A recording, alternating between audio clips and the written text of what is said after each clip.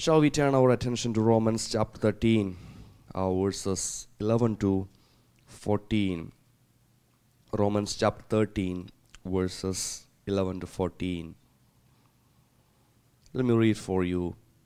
Besides this, you know what time it is, how it is now the moment for you to wake up from sleep. For salvation is nearer to us now than when we became believers. The night is far gone, the day is near. Let us then lay aside the works of darkness and put on the armor of light. Let us live honorably as in the day, not in revelling and in drunkenness, not in debauchery and in licentiousness, not in quarreling and in jealousy. Instead, put on the Lord Jesus Christ and make no provision for the flesh to gratify its desires.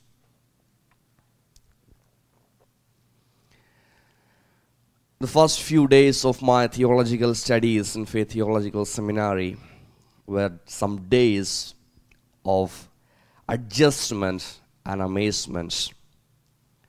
It was the first time ever in my life I leave my parents, my relatives, and started living in a hostel with sharing a room with a roommate. It was a time of adjustment. At the same time, the hostel life was kind of interesting. I think I went there on a Sunday evening to stay there and start my studies, and the Monday morning was the day of registration. And that day went well, and Monday night we all were sleeping. Tuesday onwards the classes are commencing and everything is going to be in a normal routine. And that Monday night, in the middle of the night, I heard a big banging at my door. I was in my deep sleep, and it felt to me that someone was hitting hardly on our wooden door with a stone. I was thinking in my bed, what in the world is this? I got up from my bed and tried to open the door. Immediately I heard that same sound at the next door. I listened again. It goes to the next door. It goes and goes on and on. Then I looked at the clock. It was 5 o'clock in the morning. And that was a wake-up call for the morning devotion at 5:30. Today morning, as we continue with our sermon series in Romans, as we focus on the last few verses of chapter 13, we hear a wake-up call. The Apostle Paul is hitting hardly on the doors of our minds to wake up, to clean up, and to dress up. He firstly says to wake up. Wake-up calls are significant when you and I are sleeping. Therefore it is written, wake up from your sleep. The sleep doesn't mean here our regular sleep, but it is a spiritual one. Sleeping here denotes a situation of inactiveness in spiritual matters.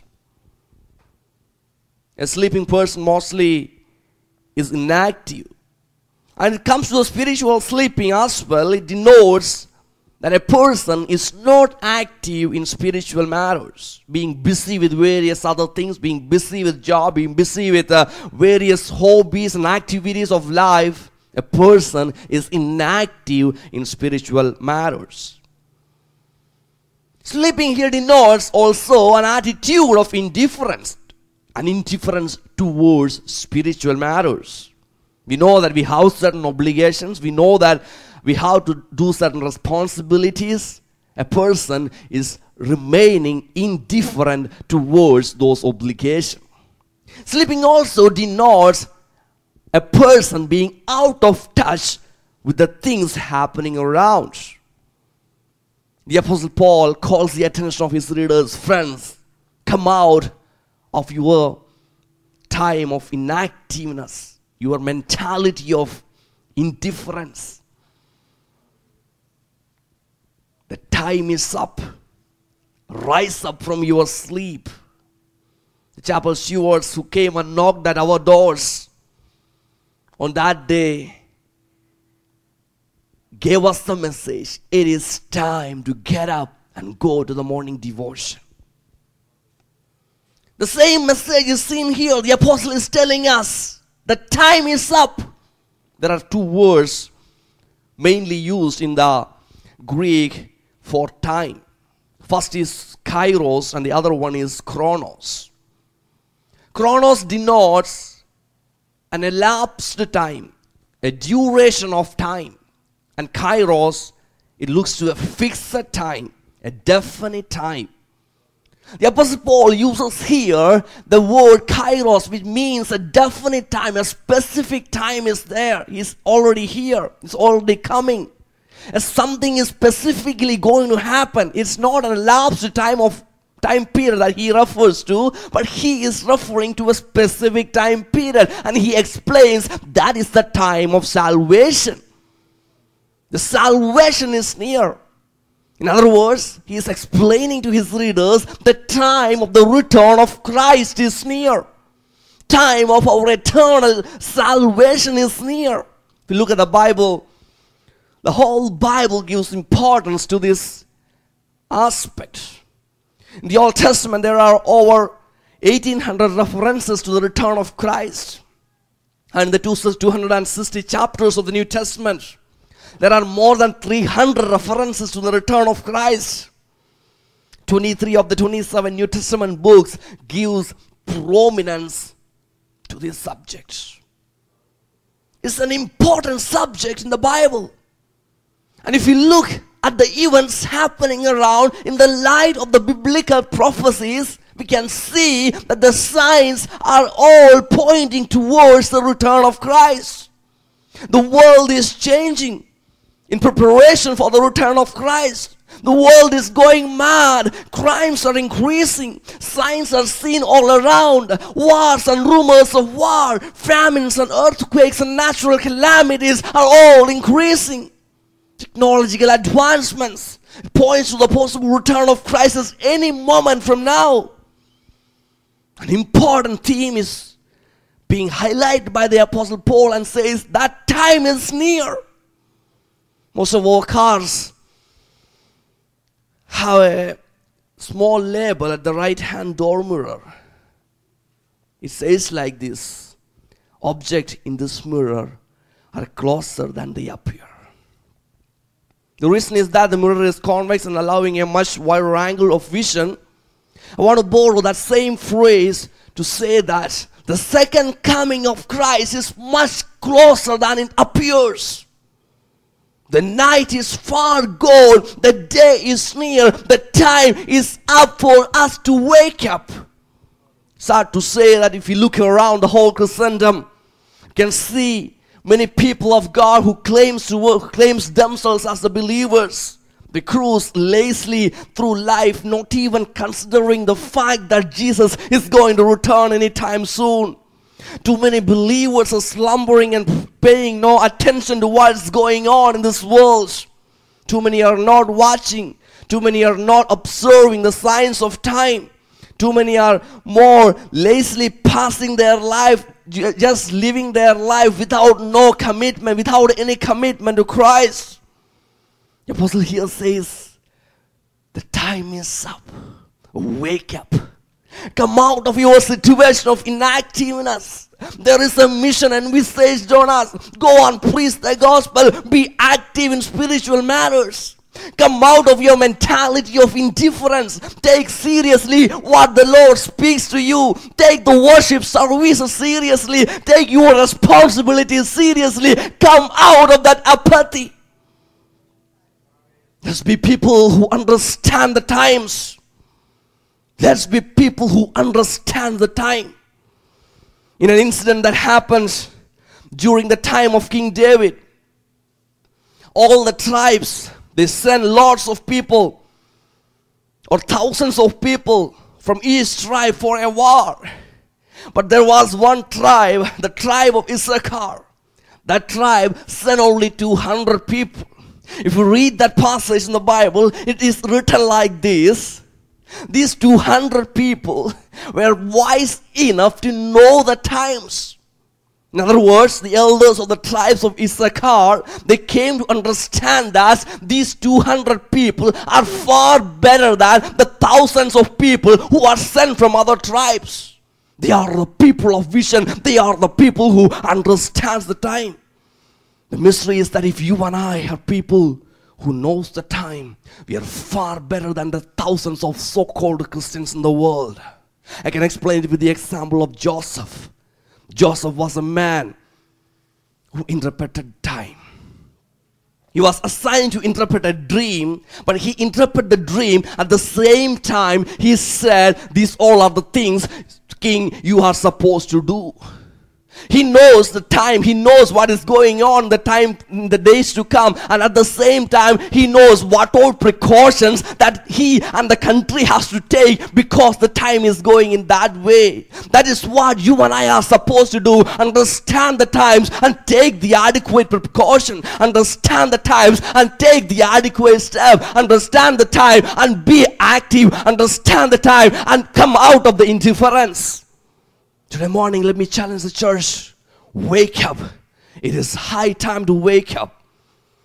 This is a season of change. This is high time to open our eyes and see the signs of time. This is high time to be active in the business of the Lord. It is high time to rise up from our inactiveness for some moments of prayer.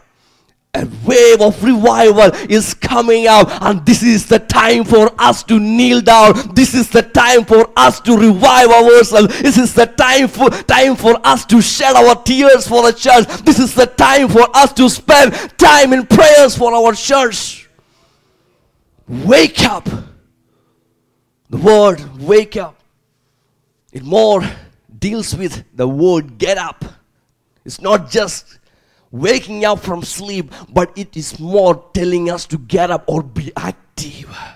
Do certain things. We are supposed to do certain things. And that's what we see in the next verse. Firstly, he says, wake up. The second thing that he says is to clean up. The reason why the chapel stewards came and knocked at our doors early morning, 5 o'clock, is that we should get some time for cleaning up. We have to brush our teeth, wash our faces, have to change our dress. Yes, that is a time of preparation. There's the same thing that is highlighted here. Friends, this is the time to take certain actions. What all are the actions? He says, live honorably as in a day. Live honorably. Walk honestly, behave properly.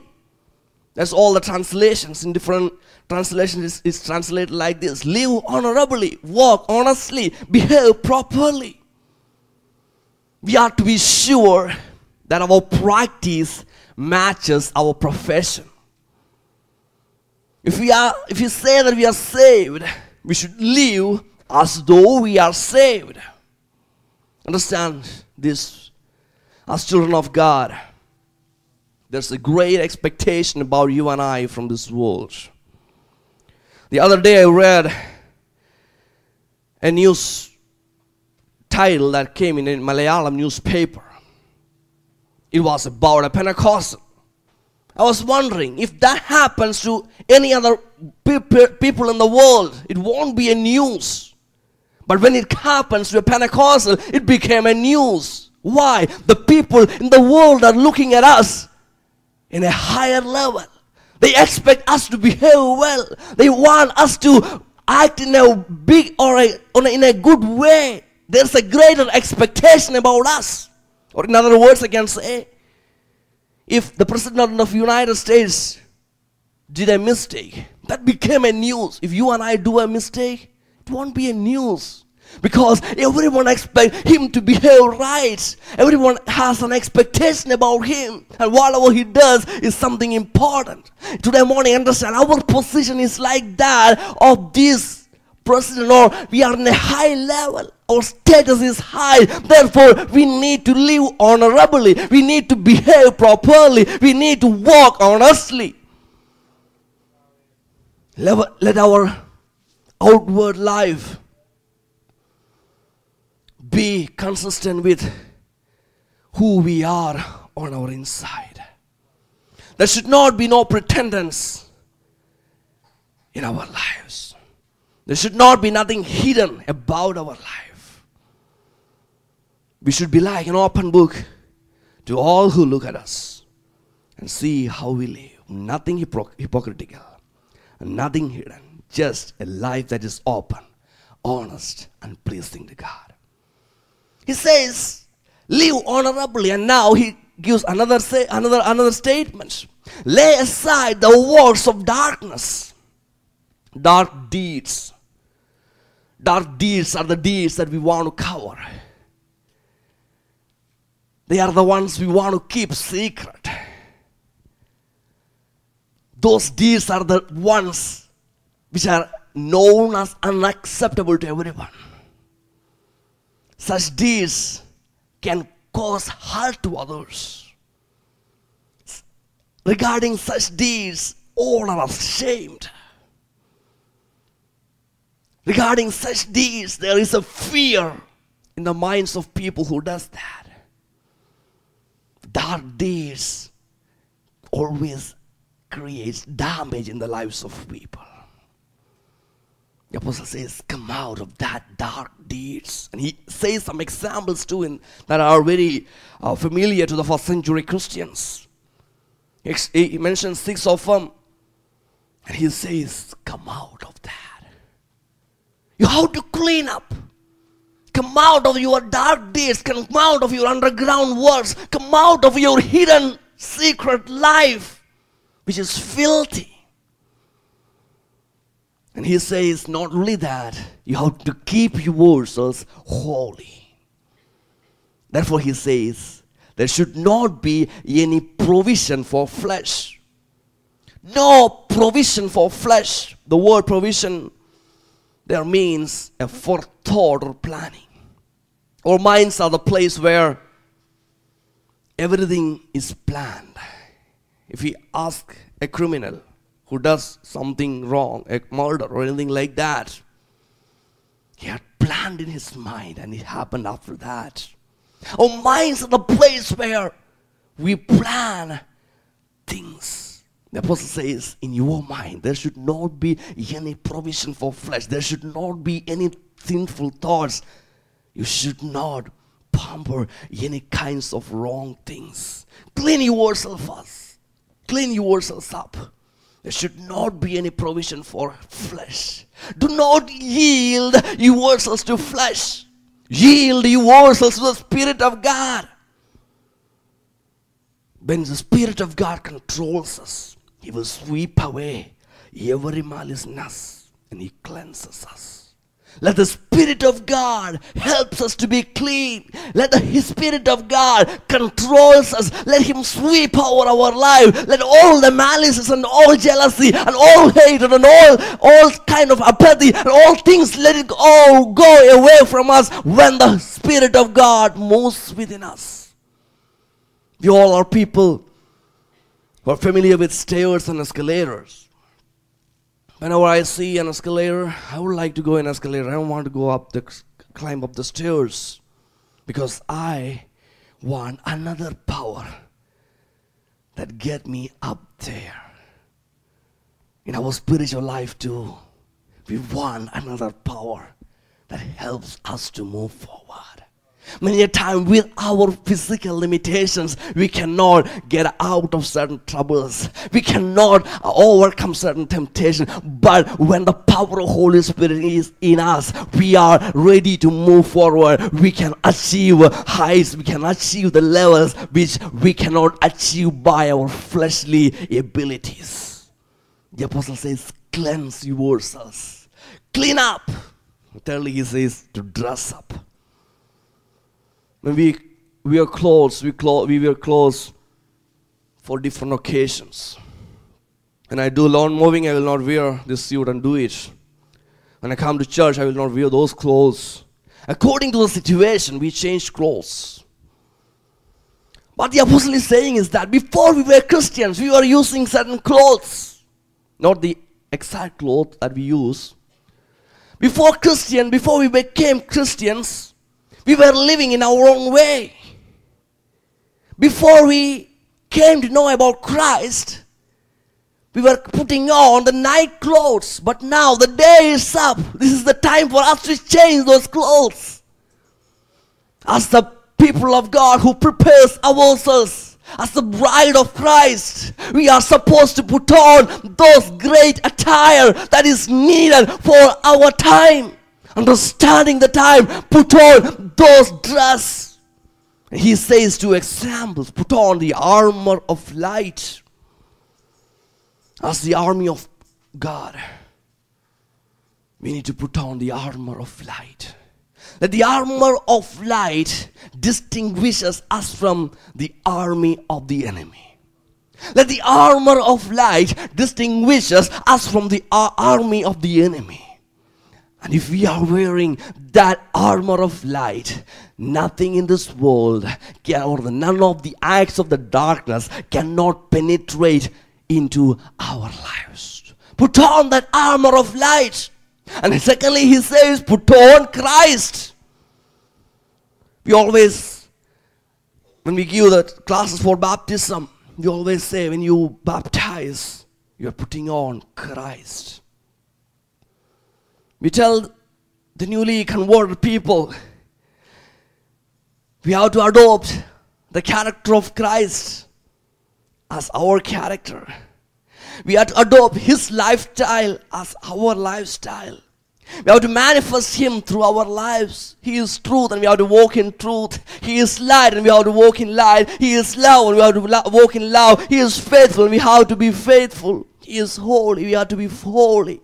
We always say, yes, at the moment of our baptism, at the moment of our conversion, we have to put on Christ. We are putting on Christ and we have to demonstrate that nature in our lives. But as the days go by, we need to put on Christ. That's what we see here. The idea is a progression towards perfection. God is in the business of growing saints. He is seeking to reproduce the life of His Son in each of us. He is desiring that whoever sees us should see Christ. Live a Christ-like life, exhibiting Christian character in front of a hell-bound world. Today morning, our challenge is to dress up in accordance with the Word of God. Waking up from our sleep, cleaning up from our filthiness, and dressing up for something great. Let me conclude my words here. All of us have gained an extra hour of sleep last night. Many of us still equates or still says that is not enough. I'm sure that there are many people who struggled to get up in this morning. When we are going to school, when we go to college, when we go to work, we don't have any problem. When it comes to a Sunday or Saturday morning, we are ready to press on that snooze button of our alarm clocks. A real picture of what is going on in the Christendom. All are interested in everything else, but not in spirituality. We are more into many other things, but less in spiritual activities. We are passionate about many other things, but not in spiritual things. Today morning, we hear a wake-up call. The Spirit of God is knocking at our doors of the mind to wake up, to clean up and to dress up. Wake up and get up, clean up, dress up. The king had prepared a magnificent wedding celebration for his son. He sent out invitations. In Matthew 22, verses 4 onwards, we see that. We are told that he sent forth other servants, saying, tell them which are bidden, behold, I have prepared my dinner. My oxen and my fatlings are killed, and all things are ready. Come unto the marriage. Now the response in verse 5 of chapter 22 of Matthew says, but they made light of it, and went their ways, one to his farm and another to the merchandise. They ignored that invitation and paid no attention to the king's calling. They rejected the servants who went with the invitations and even killed some of them. And the response of the king was furious. The parable teaches us, if you and I reject the wake-up calls, we might face its consequences. If you and I reject the wake-up call, God will replace us with somebody else today morning. The Spirit of God is telling us to wake up, clean up, and rest.